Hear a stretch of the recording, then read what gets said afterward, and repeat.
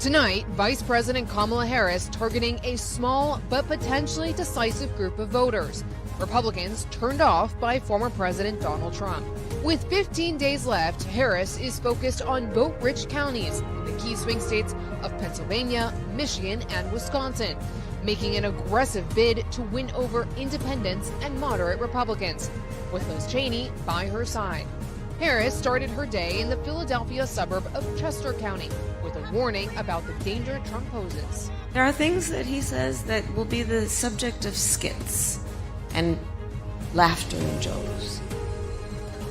But words have meaning coming from someone who aspires to stand behind the seal of the President of the United States. The vice president's swing includes populous suburban areas like Waukesha County outside of Milwaukee, a longtime GOP stronghold where the Harris team believes they can make inroads. Biden lost the county in 2020, but performed better than any Democrat in decades. Harris is trying to appeal to those undecided and persuadable voters in places like Oakland County, Michigan, outside of Detroit, including those who backed Nikki Haley in the Republican primary. I hope and I pray that we, the American people, understand not only what is at stake for us in this election, but how much we mean to the rest of the world. Monday's moderated conversations centered on a second Trump term, serving as a warning to voters. Harris has been sharpening her attacks on Trump, frequently casting him as, quote, unstable and unhinged, including taking aim at what she described as Trump's off-script moments. Generally, for the life of him, cannot finish a thought. And he has called it the weave. But I think we here will call it nonsense. She's also resorted to near rapid response of her Republican rival, including his profane criticism of her time as vice president. So you have to tell Kamala Harris that you've had enough, that you just can't take it anymore. We can't stand you. You're a vice president. The worst. Harris responding on MSNBC. It demeans the office. And I have said, and I'm very clear about this, Donald Trump should never again stand behind the seal of the President of the United States. He has not earned the right. With just 2 weeks until Election Day, former President Donald Trump and Vice President Kamala Harris tailored their appearance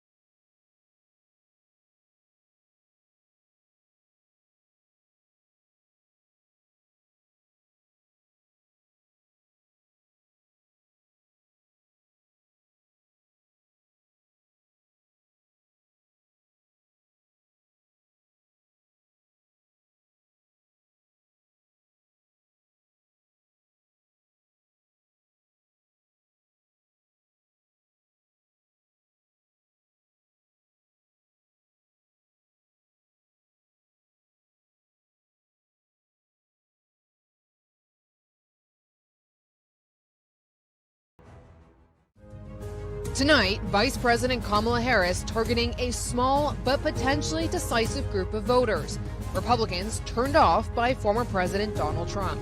With 15 days left, Harris is focused on vote-rich counties in the key swing states of Pennsylvania, Michigan, and Wisconsin, making an aggressive bid to win over independents and moderate Republicans, with Liz Cheney by her side.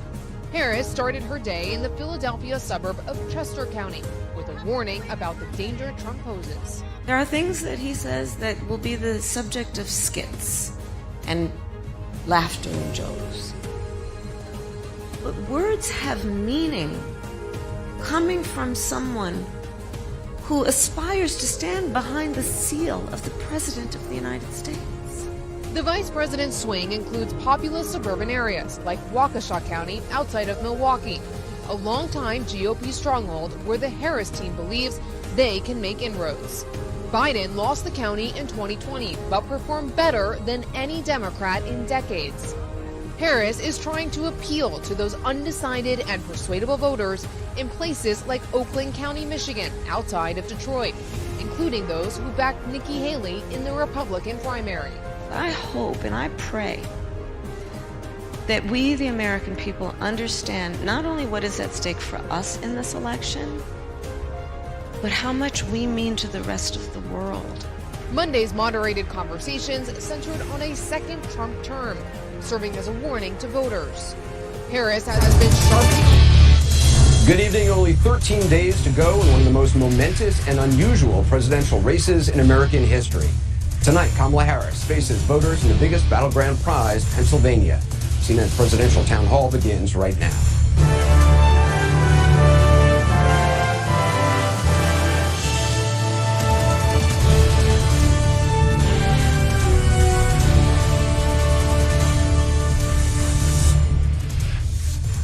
And welcome. We are live from Chester Township, Pennsylvania, Delaware County, one of the critical counties around Philadelphia that will help determine who wins the White House. Welcome to CNN's presidential town hall with the Democratic nominee, Vice President Kamala Harris. I'm Anderson Cooper.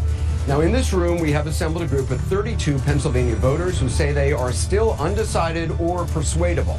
All of them are registered to vote. Some cast votes for Joe Biden in 2020, others for Donald Trump. Some didn't vote at all, and for some, this is their first election. Many are leaning right now to one candidate or another, but they all say they have yet to make their final choice.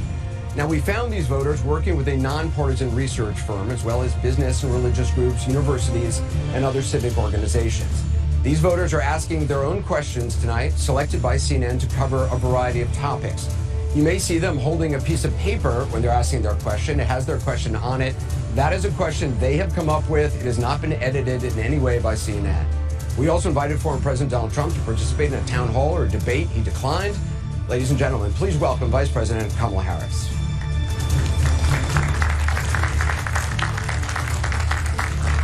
Vice President, thank you. Appreciate it. Thanks. You have a mic right here. Thank you. Thank you so much. Good evening, everyone. Good evening. Thanks so much for being with us. We're going to get to the audience in just a second. I want to start by asking you, though, for weeks you have been calling Donald Trump unstable, unhinged. You've called him dangerous. You've quoted General Milley recently, who called him a fascist. Today, you quoted General Kelly, who said that Trump repeatedly praised Hitler. Yeah. But there are tens of millions of Americans right now who have heard all those things, and they don't buy it, or even if they do, they're still going to vote for Donald Trump. He's arguably more popular now than ever. You have 13 days to go. What do you say to those voters to convince them? Because some of them are in this room. Sure, and I thank you all for taking the time to be here. And you could be doing a number of other things with your time. So this really is proof that we love our country. People are engaged, Anderson, and really want to talk about the issues. And so the issue that you raise, yes, I do believe that Donald Trump is unstable, increasingly unstable, and unfit to serve. And I don't necessarily think that everyone has heard what you and I have heard repeatedly, which is the people who know Donald Trump best, the people who worked with him in the White House, in the Situation Room, in the Oval Office, all Republicans, by the way, who served in his administration, his former chief of staff, his national security advisor, former secretaries of defense, and his vice president have all called him unfit and dangerous. They have said explicitly he has contempt for the Constitution of the United States. They have said he should never again serve as president of the United States. We know that is why Mike Pence is not running with him again, why the job was empty. And then today we learned that John Kelly, a 4-star Marine general, who was his longest serving chief of staff, gave an interview recently in the last 2 weeks of this election, talking about how dangerous Donald Trump is. And I think one has to think about, why would someone who served with him, who is not political, a 4-star Marine general, why is he telling the American people now? And frankly, I think of it as he's just putting out a 911 call to the American people. Understand what could happen if Donald Trump were back in the White House. And this time, we must take very seriously those folks who knew him best and who were career people are not going to be there to hold him back. At least before, there were folks who we know what he would say, but they would restrain him. Imagine now Donald Trump in the Oval Office, in the Situation Room. He who has openly admired dictators, said he would be a dictator on day one. The former chairman of the Joint Chiefs of Staff has said he is a fascist to the core. So I think that when the American people reflect, especially those who are undecided, on who you should listen to, don't take my word for it. In fact, go online and listen to John Kelly, his voice, talking about what he thinks of Donald Trump 2 weeks before the election. Because I think we all know, to your point, Anderson, it is close, but there are undecided voters who clearly, by being here, have an open mind, want to talk in a way that is grounded in issues and fact. And when they hear these facts, I think it compels a lot of people to be concerned about the future of our country with Donald Trump at the lead. You've quoted General Milley calling Donald Trump a fascist. You yourself have not used that word to describe him. Let me ask you tonight, do you think Donald Trump is a fascist? Yes, I do. Yes, I do. And I also believe that the people who know him best on this subject should be trusted. Again, look at their careers. These are not people, with the exception, I think, of only Mike Pence. These were not politicians. These are career people who have served in the highest roles in national security, who have served as generals in our military, who are highly respected. Talking about the person who would be commander-in-chief, not to mention what we know and what they've told us about how he talks about the military, servicemen and women, referring to them as suckers and losers.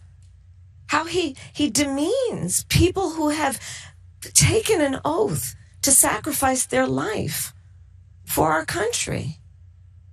And I do believe, Anderson, that part of this is why, even just this week, I traveled this state and others with Liz Cheney, former Congress member who was a very high-ranking Republican. She has endorsed me. Her father, the former Vice President of the United States, Dick Cheney, is voting for me. Over 400 previous members of the administration, from Ronald Reagan to both Presidents Bush to Donald Trump even, have endorsed my candidacy. And the reason why, among them, is a legitimate fear based on Donald Trump's words and actions that he will not obey an oath to support and defend the Constitution of the United States. He himself has said he would terminate the Constitution of the United States and wants to earn your vote to stand again behind the seal of the President of the United States? No one standing behind the seal of the President of the United States of America should be in that position saying they want to terminate the Constitution of the United States. Let's get to some of our voters. I want you to meet a registered Republican who's very concerned about Trump's views on democracy and January 6th. She told us she's looking for a reason to vote for you, but is yet to make her final decision. Her name is Natasha Kwiatkowski. She's a student at Bryn Mawr College. What's your question, Natasha? Awesome. Thank you for being here, and thank you for taking my question. Thank you, Natasha. And as someone who hasn't fully committed to either party, how do you plan to address the concerns of independent voters and anti-Trump Republicans like myself who feel left out of the polarized political landscape? And what specific actions would you take to bridge the political divide and create more unity? That's a wonderful question. I pledge to you to be a president for all Americans. And I think, to the point of, in the spirit of your question, that people are frankly exhausted with what has been happening over the last several years, which is this environment that is suggesting that Americans should be pointing fingers at one another, that we are divided as a nation, instead of what I think you and I will speak for us, I think, who believe and know the vast majority of us have so much more in common than what separates us. And I think that the American people deserve to have a president who is grounded in what is common sense, what is practical, and what is in the best interest of the people, not themselves. I started my career as a prosecutor. And I will tell you, I never in my career, and most of my career was outside of Washington, D.C., by the way. Only 4 years when I was in the Senate were in Washington, other than being vice president. I have never, in my career as a prosecutor, asked a victim or a witness of a crime, are you a Democrat or a Republican? The only thing I've ever asked is, are you okay? And I do believe that is what the American people deserve in their president, and not someone who makes decisions based on who voted for them or what is in their personal interest. And I reference that because, as we know, it has been revealed that Donald Trump, when he was president, during extreme disasters, when it came time to determine how those areas, those people who had been traumatized by extreme weather would get relief, he asked the question, did they vote for him? I believe the American people deserve better. And they deserve a president who is focused on solutions, not sitting in the Oval Office plotting their revenge and retribution. Let me introduce you to Eric Swenson. He runs a service desk for an IT company in Conshohocken, Pennsylvania. He's registered as a libertarian, describes himself as an independent. He says he's undecided. Eric? Thank you, Anderson. Thank you both for being here. Thank you, Eric. So my question is concerning groceries. Grocery prices have gone up quite a bit in the last 4 years. And some people blame former President Trump. Some people blame President Biden. Who would you say is correct? And what would you do to bring prices down for Americans? Thank you, Eric. And you're absolutely right. You know it. I know it. I think most Americans know it. Price of groceries is still too high. And we need to address it in a number of ways. One of my aspects of doing what we need to do to bring down the cost of living for working people and the middle class in America is to address the issue of grocery prices. Part of my background and how I come to it is probably a new approach grounded in a lot of my experiences as a former attorney general, where I took on price gouging. And part of my plan is to create a new approach that is the first time that we will have a national ban on price gouging, which is companies taking advantage of the desperation and need of the American consumer and jacking up prices without any consequence or accountability.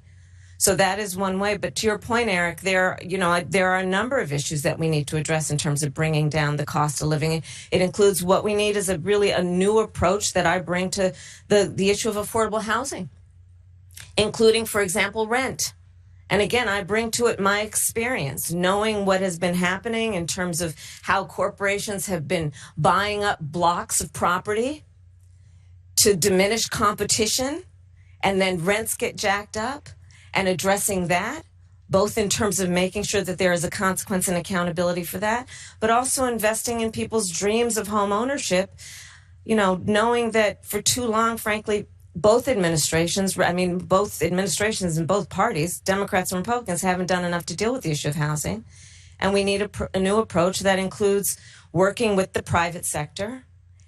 I say that as a devout public servant, working with the private sector to cut through the red tape, working with home builders, working with developers to create tax incentives so that we can create more housing supply and bring down the price. Let me just ask you about price gouging. I looked at your plan. You talk about going after price gougers, and I'm quoting from the plan, on essential goods during emergencies or times of crisis. I get that. How does that help, though, someone like Eric with prices that for years the grocery prices just been high? Well, first of all, Anderson, as you know, and obviously CNN has been covering extensively what has been happening in the state of Georgia, North Carolina, Florida. It's a real issue. I was Attorney General of California. I was the top law enforcement officer of the biggest state in the country. I took this issue on because it affects a lot of people.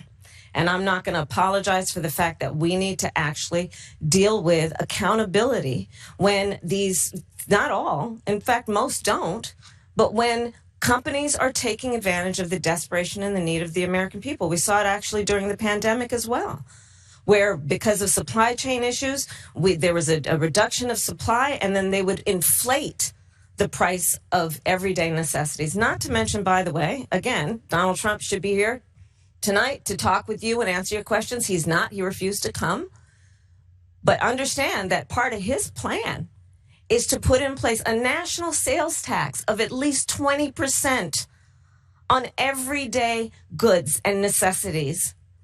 And that, by economist estimates, independent economists, would cost you as the American consumer and taxpayer an additional $4,000 a year. I want you to meet Carol Nakanoff, a political science professor at Swarthmore College. She's a registered Democrat who says she's leaning toward voting for you, has yet to make her final decision. Carol? Hi, Carol. Thank Good you. evening. Thank you for visiting us in Delaware County, Vice President Harris. My question is this. If you could accomplish only one major policy goal that required congressional action, what would it be and why? Well, there's not just one. I have to be honest with you, Carol. There's a lot of work that needs to happen, but I think that maybe part of this point that how I think about it is we've got to get past this era of politics and partisan politics, slowing down what we need to do in terms of progress in our country. And that means working across the aisle. I've done that before. We did it around whether it be what we were able to accomplish with the bipartisan infrastructure deal or some of the work that we have done in terms of dealing with gun safety. But we've got to work across the aisle. And it is my commitment to work with Democrats, with Republicans, with independents to deal with a number of issues, whether it be what we need to do in terms of housing and creating legislation that creates incentives for that, what we need to do to reinstate the freedom of a woman to make decisions about her own body and not have her government tell her what to do, whether it be what we need to do to actually invest in a substantial way in the industries of the future, in American-based manufacturing, in American-based industries where American workers and union workers have those jobs in a way that is good-paying jobs that gives people the dignity they deserve. All of those areas I plan on working across the aisle and with Congress, including the issue of immigration, which we've got to fix. Let me ask you, you've talked about codifying Roe v. Wade. That would obviously require 60 votes in the Senate, a majority of the House. That's a big leap. We don't have that yet. If that's not possible to codify it in the House, what do you do? I think we need to take a look at the filibuster, to be honest with you. But the reality of it is this. Let's talk about how we got here. When Donald Trump was president, he hand-selected 3 members of the United States Supreme Court with the intention that they would undo the protections of Roe v. Wade. And they did as he intended. And now in 20 states, we have Trump abortion bans that include punishing healthcare providers, doctors and nurses. In Texas, do you know they provide for prison for life? For a healthcare provider for doing the job that they believe is in the best interest of their patient? Laws, Trump abortion bans, some that make no exception even for rape or incest. One of the areas I specialized in as a prosecutor was crimes against women and children. The idea you would tell a survivor of a violation to their body that they have no right to make a decision about what happens to their body next. This is what's happening in our country. You all may have heard the stories. Women have died. Women have died because of these laws. And the suffering, I have to say, Anderson, traveling, for example, I was with Liz Cheney this week. She is unapologetically pro-life and will also tell you is she doesn't agree with what's been happening. I find that many people I've met who are pro-life have said to me, you know, I didn't intend that this would happen. I didn't intend that women who are suffering a miscarriage would develop sepsis, as has happened many times. I didn't intend that women would die. I didn't intend that there would now be restrictions on access to in vitro fertilization. I didn't intend that there would be an effort to limit access to contraception. So, you know, this is probably one of the most fundamental freedoms that we as Americans could imagine, which is the freedom to literally make decisions about your own body. And on some issues, I think we've got to agree that partisanship should be put aside. And I'll close with this point. I know it is possible because when you look at the midterms, in so-called red states and so-called blue states, when this issue of freedom was on the ballot, the American people voted for freedom. This is Leanne Griffiths. She's registered with no party affiliation. She's a student at the University of Pennsylvania. She says she's leaning towards supporting you, has yet to make up a final decision because she isn't sure who's better for the economy. Leanne? Yeah. Hi, Vice President. Thank you for being here today. Considering you have been in the position of Vice President for the past 4 years under the Biden administration, how can we expect you to deviate from the direction of that administration compared to your own? How can we differentiate your policy and your beliefs from that of Biden's? That's a great question, and thank you. Well, first of all, my administration will not be a continuation of the Biden administration. I bring to this role my own ideas and my own experience. I represent a new generation of leadership on a number of issues and believe that we have to actually take new approaches. For example, what we talked about in terms of housing. My experience that leads to that priority includes what I did to take on the big banks around the foreclosure crisis when I brought billions of dollars to homeowners that were the subject of predatory lending. I know what home ownership means to the American people, not to mention what it meant to my mother, who worked very hard and saved up so that by the time I was a teenager, she was able to buy our first home. I bring to it my experience actually taking care of my mother when she was sick, and it was, as it turned out, dying from cancer. And so I know what it means and have the experience of taking care of an elderly relative, and I have raised children. And so I bring to my priorities and will, as president, a new approach and a new idea, frankly, about what we need to do to deal with the sandwich generation, which is what we call those folks who are literally in the middle, who are raising their young children and taking care of their parents, which is why my plan and approach says, hey, you shouldn't have to wipe out all your savings to qualify for Medicaid to be able to get support to hire somebody to help you cook for your parent or help them put on a sweater. I've done that. I know what that requires. You shouldn't have to quit your job in order to do the work that is necessary to take care of your children and your parent, because it's overwhelming to try to do it all. And so my plan is to have and allow Medicare to cover the cost of home health care for our seniors. These are a couple of examples, including what we talked about in terms of price gouging and what we need to do in addition. And it's a new approach that I think is well overdue. Let's invest in the small businesses of America. The woman who helped raise us was a small business owner. I know who small business owners are. I know what they do. They are the backbone of America's economy. And for too long, we've overlooked their value to the economy as a whole, much less to the economy of neighborhoods and communities. So that's why my plan, and it's a new approach, is about tax cuts for our small businesses so that they can invest in themselves and grow, and in the process, invest in communities, invest in neighborhoods, and strengthen our economy overall. So those are some examples. It's about a new approach, a new generation of leadership based on new ideas and, frankly, different experiences. I bring a whole set of different experiences to this job and the way I think about it than Joe Biden. Some voters, though, might ask, you've been in the White House for 4 years. You were vice president, not the president. But why wasn't any of that done for the last 4 years? Well, there was a lot that was done, but there's more to do, Anderson. And I'm pointing out things that need to be done, that haven't been done, but need to be done. And I'm not going to shy away from saying, hey, these are still problems that we need to fix. I want you to meet Jackson Weiss, who's a student at Drexel University from Flourtown, Pennsylvania, registered Republican, says he's leaning toward voting for you, but has yet to make a final decision. Jackson. Thank you, Anderson. Hey, Jackson. Thank you for taking the time to be here, too, Vice President Harris. Thank you. Regarding the rapid increase in the migrant population, how will you ensure that every immigrant is integrated into American society safely? What benefits and subsidies will you provide them with, and how long will these benefits and subsidies last for an individual? Most importantly, will the American citizens' taxes pay for these benefits and subsidies, and if so, how much money will be allocated? Well, thank you, Jackson. Let's start with this. America's immigration system is broken, and it needs to be fixed, and it's been broken for a long time. And part of what we need to do is always prioritize what we need to do to strengthen our border.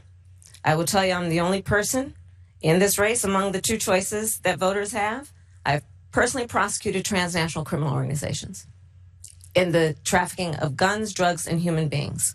I have spent a significant part of my career making sure that our border is secure and that we do not allow criminals in, and we don't allow that kind of trafficking to happen and come into our country. And as my opponent has proven himself, he would prefer to run on the problem instead of fix the problem. You may know there were some of the most conservative members of the United States Congress working with others that came up with a border security bill that would have put 1,500 more border agents at the border. Those border agents are overwhelmed. They need the support. They need the backup. It would have allowed us to have more resources to stem the flow of fentanyl. I don't need to tell this state and people around the country what is happening in terms of the scourge of fentanyl and how it is literally killing Americans. It would have put resources into stemming the flow. It would have given more resources to prosecute, to investigate and prosecute transnational criminal organizations. It would have done a lot of good.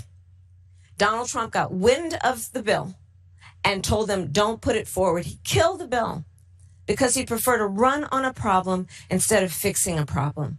We have to have a secure border, and we have to have a comprehensive pathway for citizenship. And that includes requiring people, hardworking people, to earn citizenship and do it in a comprehensive, humane, and orderly manner. Let me ask you about that. I mean, you talk about the bill that Donald Trump quashed. That was in 2024. You talk about the bill he tried to get passed in 2021. That wasn't able to get passed.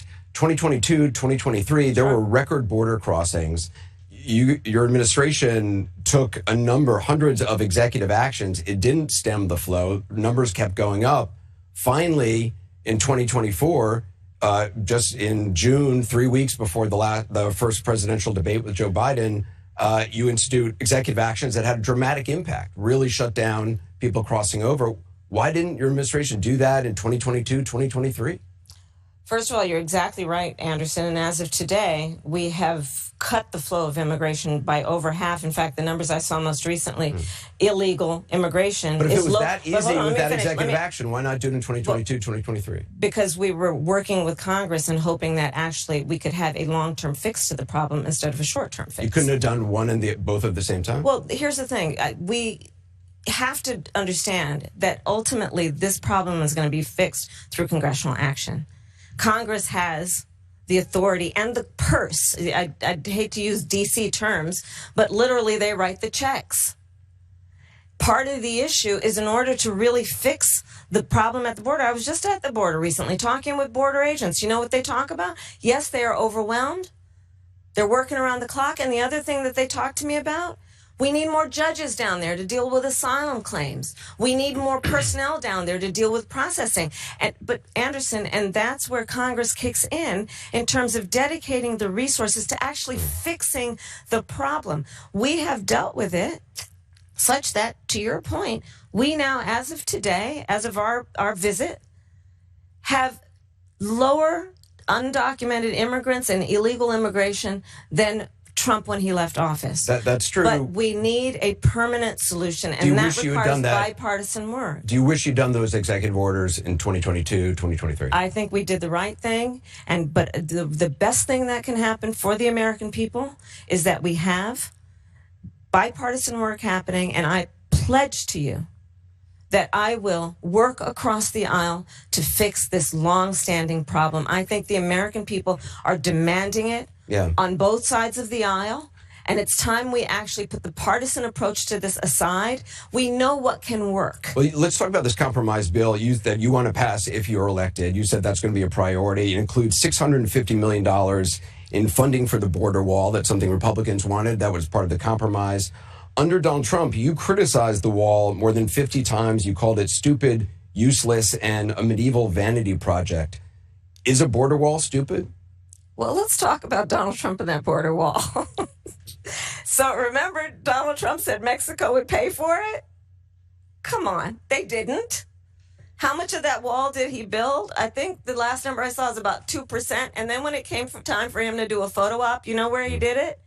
In the part of the wall that President Obama built. But you're agreeing to a bill that would earmark $650 million to continue building that wall. I pledge that I am going to bring forward that bipartisan bill to further strengthen and secure our border. Yes, I am. And I'm going to work across the aisle to pass a comprehensive bill that deals with a broken immigration system. I think Jackson's question, part of it was to acknowledge that America has always had migration, but there needs to be a legal process for it. People have to earn it. And that's the point that I think is the most important point that can be made, which is we need a president who is grounded in common sense and practical outcomes. Like, let's just fix this thing. Let's just fix it. Why is there any ideological perspective on it? Let's just fix the problem. To fix the problem, you're doing this compromise bill. It does call for $650 million that was earmarked under Trump to actually still go to build the wall. I'm not afraid of good ideas where they occurred. So you don't think it's stupid anymore? I think what he did and how he did it did not make much sense because he actually didn't do much of anything. I just talked about that wall, right? We just talked about it. He didn't actually do much of anything. But you do want to build some wall. I want to strengthen our border. This is Annalise Keene. She's from Philadelphia. She works as a fundraiser for Habitat for Humanity. She's registered with no party affiliation. She says she's a Democrat. She's leaning toward voting for you, but says she's yet to make her final decision in part because of the conflict in the Middle East. Annalise? Thank you, and good evening, Madam Vice President. Good evening. My question is, as president, what would you do to ensure not another Palestinian dies due to bombs being funded by U.S. tax dollars? So I will say, and I think this is to your point, far too many innocent Palestinian civilians have been killed. It's unconscionable. And we are now at a place where with Sinwar's death, I do believe we have an opportunity to end this war, bring the hostages home, bring relief to the Palestinian people, and work toward a two-state solution where Israel and the Palestinians in equal measure have security, where the Palestinian people have dignity, self-determination, and the safety that they so rightly deserve.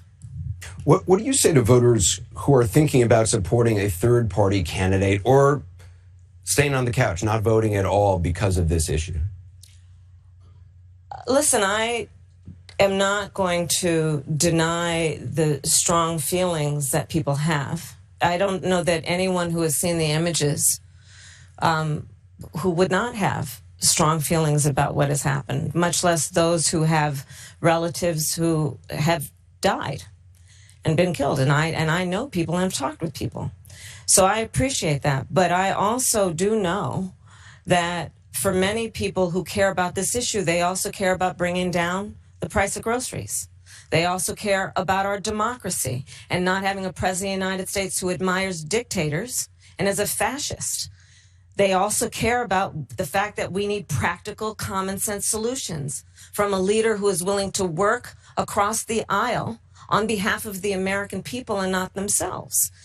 They want a president who cares about a fundamental freedom to make decisions about your own body, understanding that we're not trying to change anyone's belief, but let's not have the government telling women what to do with their body. I want you to meet Beth Sandberg. She's a realtor, a mom of four from Bala Cynwyd, Pennsylvania. She's a registered Democrat, says she's undecided because of concerns about anti-Semitism. Beth? Hi, thank you for being here. Thank you for remembering we need to bring the hostages home. Of course. The rise of anti-Semitism and violence from anti-Semitism has risen greatly on college campuses and on our city streets in the last year. How would you combat this growing trend and protect our young adults? Thank you, Beth. You are right, and I will say that we have seen a rise in anti-Semitism. It is something that we have to be honest about and we have to deal with. As Attorney General, I actually published a hate crimes report on a regular basis, and anti-Semitism was among the highest forms of hate in our country, and this was before October 7. And we know what we've seen since. Part of what we've got to do is talk with people so that they understand what are the tropes, what are the roots of what we are seeing, so that we can actually have people be more understanding. We need to have laws in place that make those who would commit crimes on behalf of anti-Semitism and hate, that they pay a serious consequence. We need to have the deterrent so that doesn't happen. We need to ensure that college students are safe in their school and feel safe to be able to go to class. But I'm going to tell you what doesn't help. Again, I invite you to listen and go online to listen to John Kelly, the former chief of staff of Donald Trump, who has told us, Donald Trump said, why aren't my generals like those of Hitler's? Like Hitler, who has referred several times, we've heard the reports for years. Do you believe Donald Trump is anti-Semitic? I believe Donald Trump is a danger to the well-being and security of America. He has said that he's casting himself as a protector of Israel. Do you believe you would be more pro-Israel than Donald Trump? I believe that Donald Trump is dangerous. I believe that when you have a president of the United States who has said to his generals, who work for him because he is commander-in-chief. These conversations, I assume many of them took place in the Oval Office. And if the president of the United States, the commander-in-chief, is saying to his generals, in essence, why can't you be more like Hitler's generals, Anderson? Come on. This is a serious, serious issue. And we know who he is. He admires dictators, sending love letters back and forth with Kim Jong-un.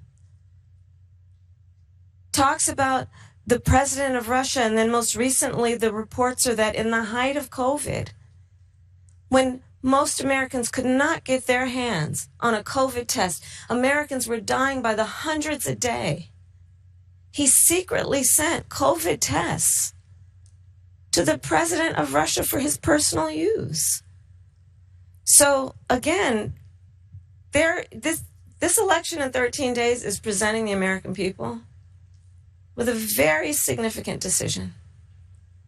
And on the one side, on this issue of who is going to model what it means to use the bully pulpit of the President of the United States in a manner that in tone, word, and deed is about lifting up our discourse, fighting against hate, as opposed to fanning the flames of hate, which Donald Trump does consistently.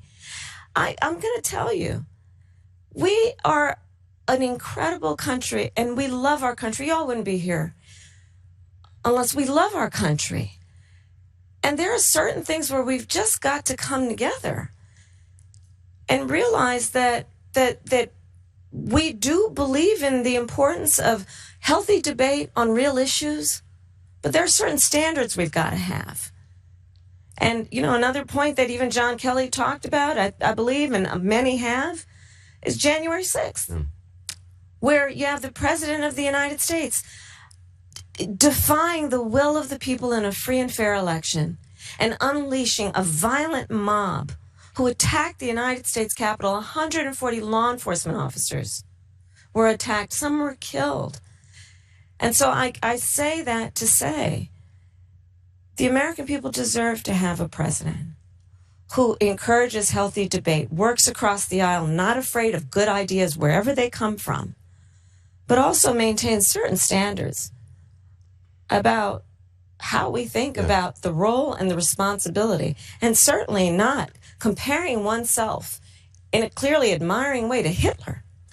We're going to take a quick break. We'll have more from the CNN Presidential Town Hall of Vice President Kamala Harris.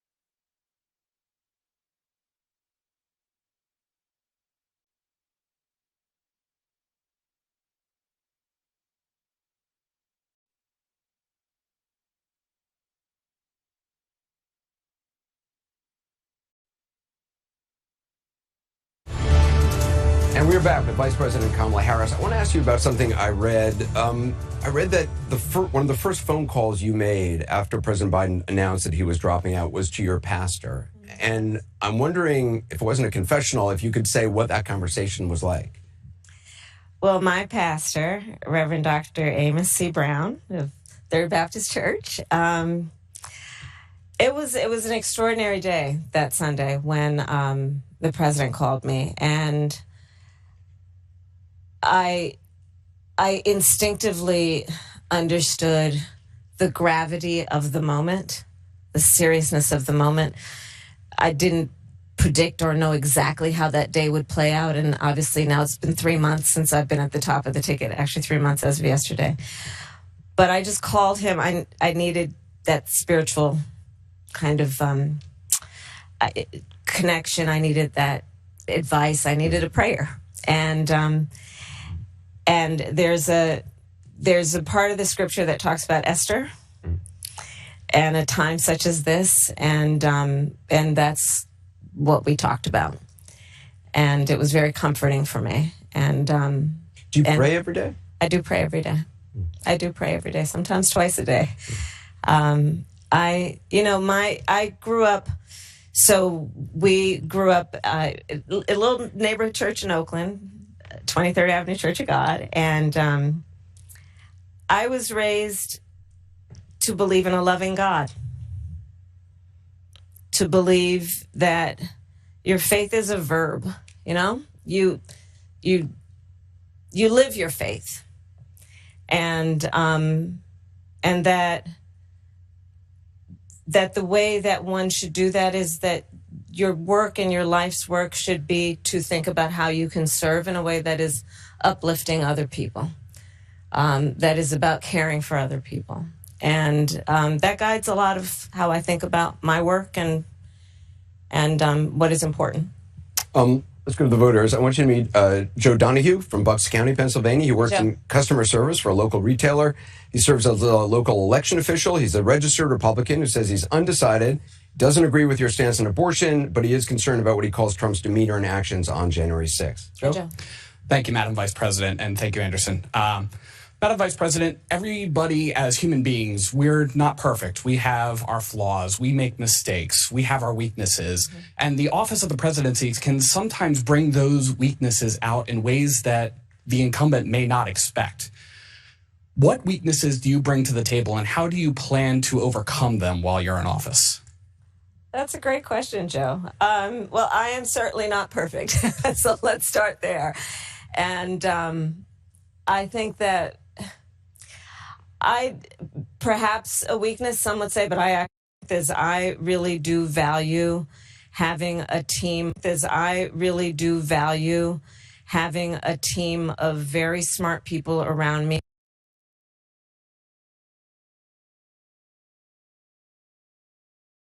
Different perspectives. My team will tell you, I am constantly saying, let's kick the tire on that. Let's kick the tires on it.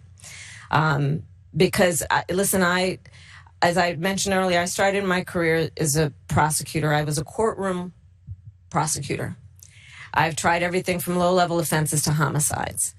And I learned at a very early stage of my career and adult life that my actions have a direct impact on real people in a very fundamental way. When I was Attorney General of California, I was Attorney General of what is the 5th largest economy in the world, and acutely aware that my words could move markets.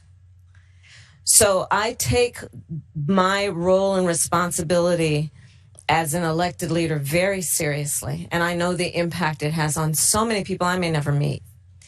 And that is why I engage and bring folks around. So I may not be quick to have the answer as soon as you ask it about a specific policy issue sometimes, because I'm going to want to research it.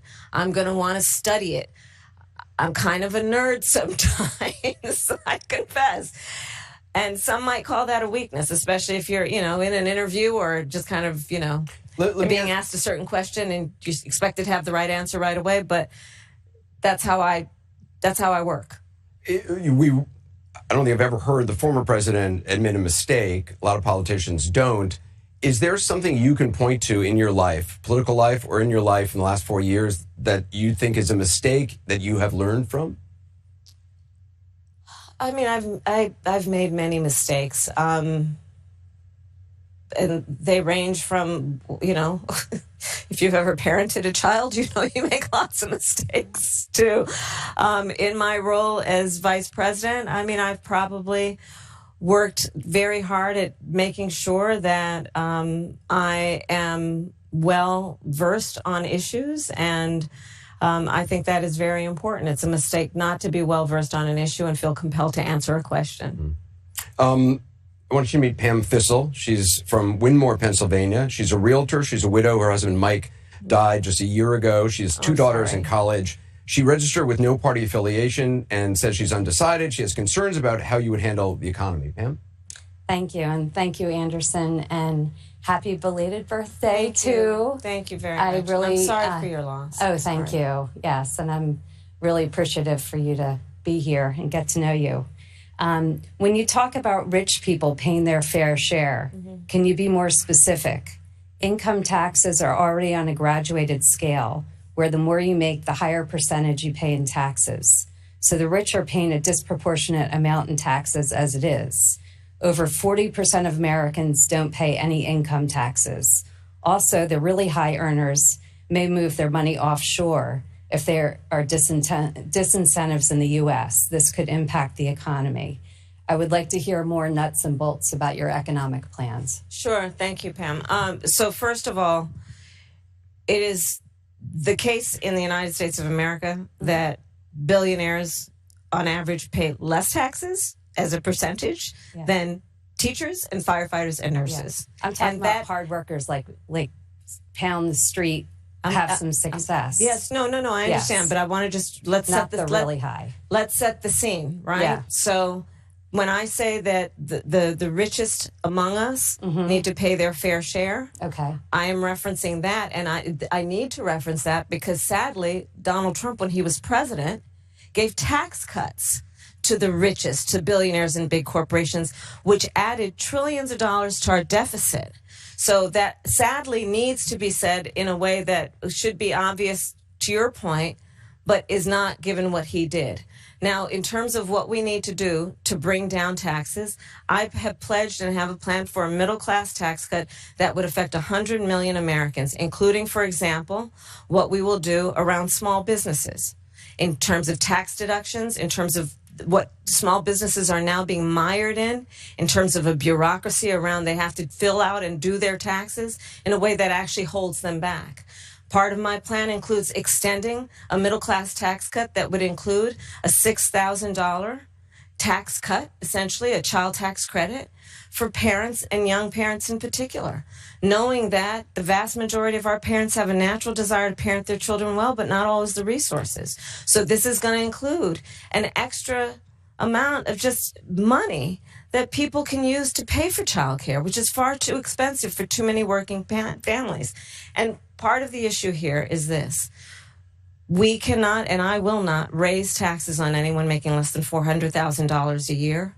But we do need to take seriously the system that benefits the richest and does not help out working middle-class Americans. I come from the middle class, and I believe that the middle class needs tax breaks to be able to actually not just get by, but get ahead. So you're saying, well, what you're saying is anyone under $400,000 won't have taxes raised. Or are you saying that anyone above $400,000 will have a tax raise? I'm saying that there is going to be a parity around what the richest people pay in terms of their taxes. Right now, Anderson, you know, the document, it is well documented that some of the richest people in our country have gotten away with a zero tax rate. But if you're earning $500,000, $600,000, $700,000 under your plan, there's a good chance your taxes go up. We can't have this conversation without knowing it's a very complicated situation, right? If you're talking about a small business owner, I'm going to cut taxes for small businesses, right? Because I know that they need the overhead, the money that they need for overhead to actually benefit the growth of their business, which benefits our economy as a whole. Let's go to, I want to reference something that about Pam. Pam, we mentioned her husband Steve died a year ago. You've talked about your mom, Kamala Harris, who died 15 years ago. What has grief been like for you? Do you still grieve? Yeah, you don't stop grieving. You don't stop grieving. I mean, I think that there is, there are like two sides to a coin when you have lost somebody you love. Or that two sides to a coin, that phrase becomes evident, which is if you have had the blessing of a a close and important relationship with someone, then when you have that, the other side of the coin is that when you lose them, the grief becomes even deeper.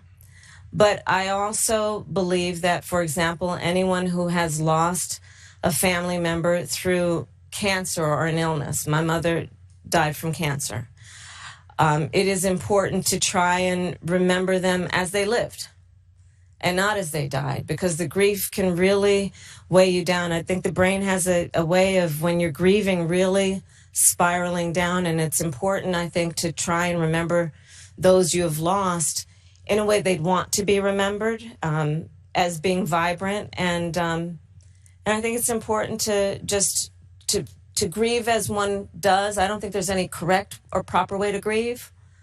And the most important thing is, I think, that people do not suppress what they're feeling at any moment, and the rest of us should give them grace to go through it as they will. We're going to take a short break. We'll be right back with more from the CNN Presidential Town Hall with Vice President Kamala Harris.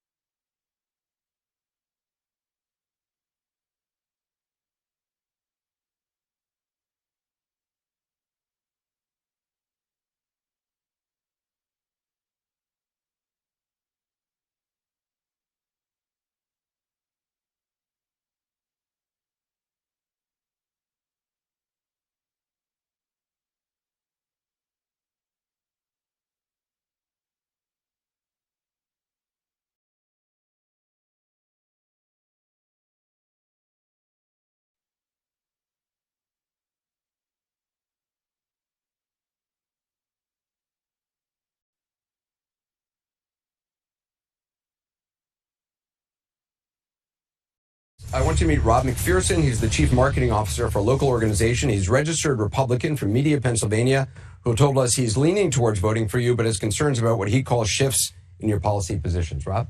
Thank you. Thank you for being here, Vice President Harris. So welcome to Delco. Thank you. Here in Delco, we pride ourselves on being authentic. Yeah. And much of what we have much of what you've been saying with regard to issues like law and order and fracking reflect a more centrist view than what people are used to hearing from Kamala Harris. Leaving some voters to wonder about the authenticity of your current And more Elena moderate said, position. I don't need to dial in. I'll just start when ready. Can you and talk a she's little rolling, bit about how your positions have shifted? I will listen to you on that, Sure, Joe. and thank you. So first of all, on fracking, I've been very clear. We kind of dispensed with this in 2020. I am not going to ban fracking. I did not as vice president. In fact, as vice president, I cast the tie-breaking vote that now has opened up more fracking leases. My value on the issue of what we need to do to invest in a clean energy economy and a clean energy future has not changed. But frankly, I now have the experience and perspective of having been vice president for almost 4 years. I've traveled the country. I know that we can invest in a clean energy economy and still not ban fracking and still work toward what we need to do to create more jobs and create U.S.-based jobs in a way that will be globally competitive. On the issue of law and order, as you mentioned, I think there's just a whole lot of misinformation, to be honest with you. I have personally prosecuted very serious crime. It's how I started my career. I spent most of my career as a prosecutor, not in Washington, D.C. And as my first priority had and remains as a first priority to me, the safety of the American people. So that has not changed. And sadly, I think that there's a bit of misinformation, if not more than a bit. But I'm glad that you raised the subject so that I can address it. But just if you don't mind, just let me just finish. Because I think the spirit of your question is really important, and I'm glad you raised it. Our country deserves to have a president of the United States who is not afraid of good ideas and does not stand on pride. If a perspective needs to be informed by different points of view to build consensus and to have a common sense approach, I'm never going to shy away from good ideas. And I'm not going to feel the need to have pride associate with a position that I've taken when the important thing is to build consensus to fix problems. I believe in fixing problems. I love fixing problems. And so I pledge to you to be a president who not only works for all Americans, but works on getting stuff done. And that means compromise. And it doesn't mean compromising your values or your principles, but it does mean working to get stuff done. And I pledge to you I will do that. Just to be clear, though, what he's referring to, and you point out, too, when you were running for vice president in 2020, you were not talking about banning fracking, but... No, Anderson, I pledged that I would not ban fracking. Right, I know. You said you would not ban fracking. Correct. You had said in the 2019 town hall, there's no question I'm in favor of banning fracking. In 2017, you talked about Medicare for all. You talked about 2019, you raised a hand in debate about if border crossings should be decriminalized. Are all of those issues, which those are not your positions now, are all those issues that you're saying through consensus and getting stuff done you have evolved on? Well, no, let's take, for example, the issue of Medicare.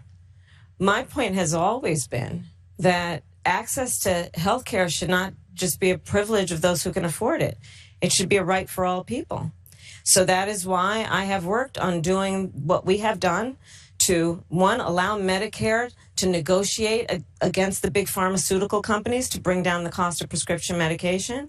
We've achieved that in terms of capping the cost of insulin for seniors at $35 a month, capping the cost of annual prescriptions at $2,000 a year for seniors. But my plan moving forward, based on that very principle that I've always had, is as president, to have that cap be for everyone and not just for our seniors. The work that I have done that has been about recognizing the importance of dealing with border security, that has never changed. As I said, I have prosecuted transnational criminal organizations. That I did for years before I ever ran in 2019. I mean, you did raise your hand saying in a debate when asked if border crossing should be decriminalized, but obviously that is not your position. I never intended, nor will I ever allow America to have a border that is not secure. I believe we need to deal with illegal immigration.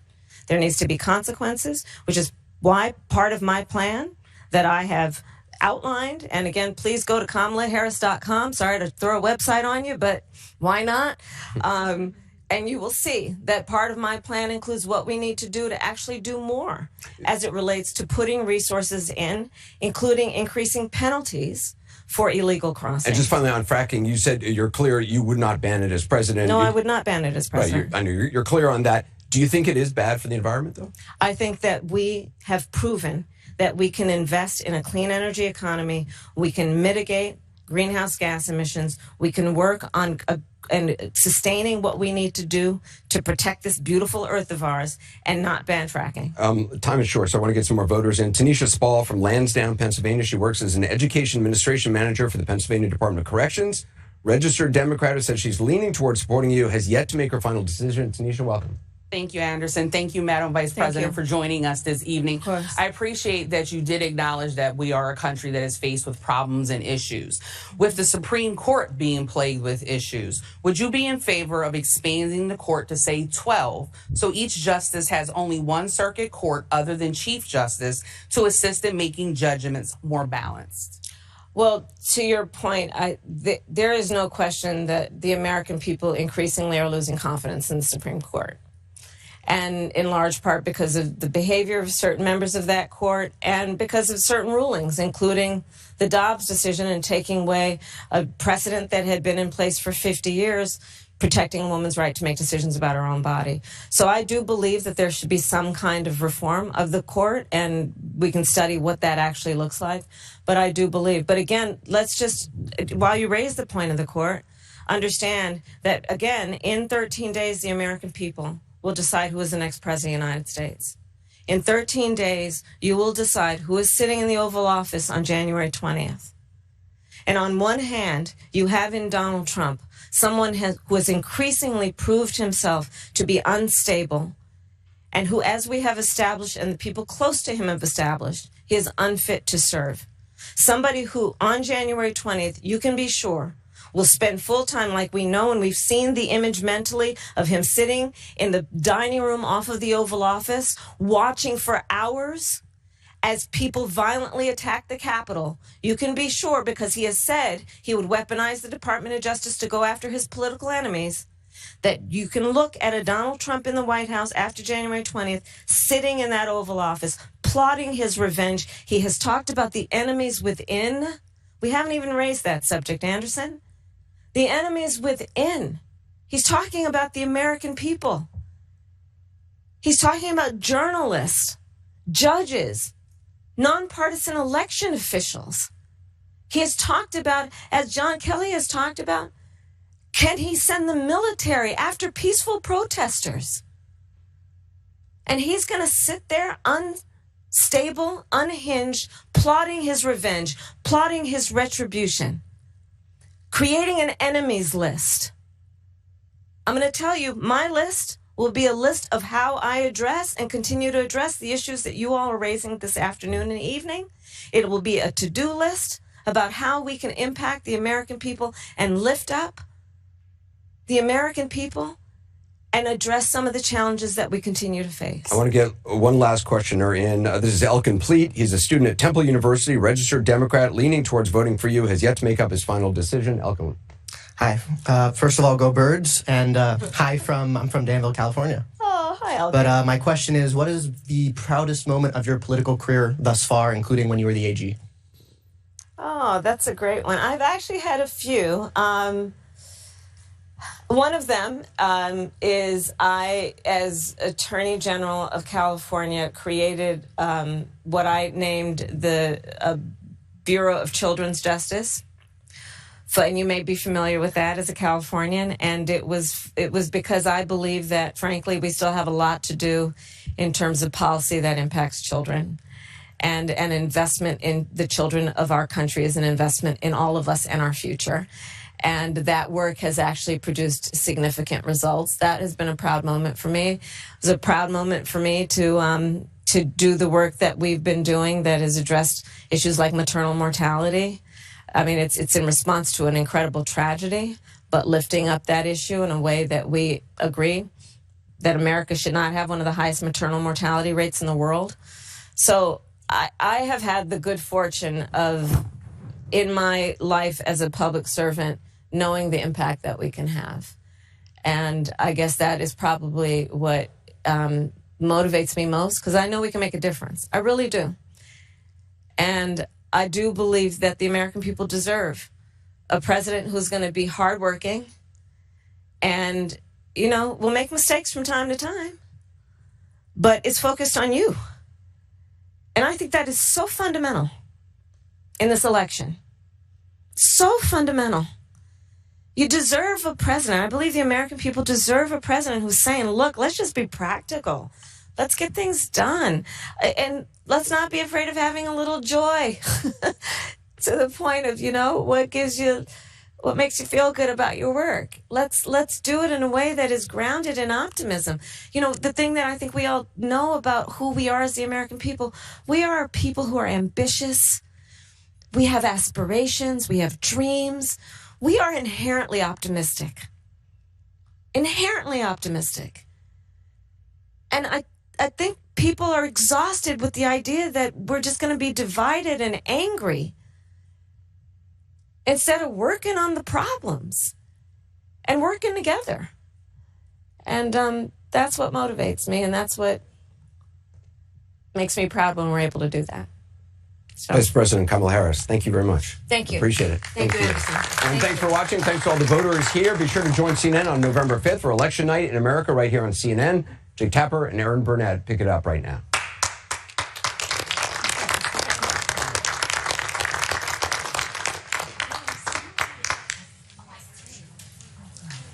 Hey,